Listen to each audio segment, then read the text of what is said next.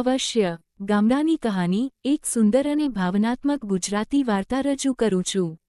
દેશ દેશ દેશ. ગામડાની કહાની. ગુજરાતના એક નાનકડા ગામ અંબાપુરમાં લોકો સાદગીથી જીવન જીવતા. ત્યાંના લોકોમાં પ્રેમ, સંસ્કાર અને એકતા ભરેલી હતી. દરેક રવિવારે ગામના ચોકમાં બધા ભેગા થતા અને ગામની સમસ્યાઓ, આનંદ દુઃખની વાતો શેર કરતા. ગામમાં કિશન નામનો એક યુવાન હતો.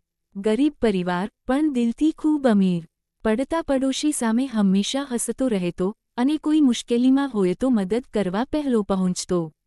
તેના પિતા ખેડૂત હતા. વરસાદ ઓછો પડતો હતો અને પાક સારો ન આવે તો આખા પરિવારને મુશ્કેલ સમય વીતતો. એક વર્ષ તો ગામમાં વરસાદ જ નહોતો પડ્યો.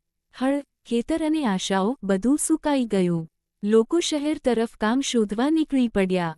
પરંતુ કિશન ગામ છોડી જવાનું નહીં નક્કી કર્યું. તે બોલ્યો, "થી વધુ, ગામે જ મને માણસ બનાવ્યો છે, હું ગામને છોડીને ક્યાં જાઉં?" કિશને ગામવાસીઓ ભેગા કર્યા અને નક્કી કર્યું કે બધા મળી નદી ઉપર ચેકડેમ બનાવશે. દિવસ રાત મહેનત ચાલતી રહી. સ્ત્રીઓ પાણી લાવતી, યુવાની માટી ભરતા, વૃદ્ધો છાનિયો કરી મદદ કરતા, આખું ગામ એક થઈ ગયું. થોડા જ દિવસોમાં ચેકડેમ પૂરો થયો અને વરસાદના પહેલા જ પાણી ભરાવા લાગ્યું. ગામના બધા ખેતરો ફરી હરિયાળીથી લહેરાયા. ખાતરની સુગંધ, પાણીની ઝણઝણ અને હસતા ચહેરાઓ, ગામ જાણે ફરી જીવતું થઈ ગયું.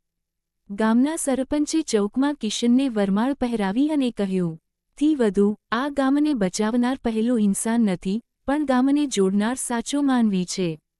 કિશન હસ્યો અને બોલ્યો, "થી વધુ, એકતાથી કંઈ પણ શક્ય બને, બસ દિલો મિલવા જોઈએ." આ ઘટનાએ અંબાપુરને બદલી નાખ્યું.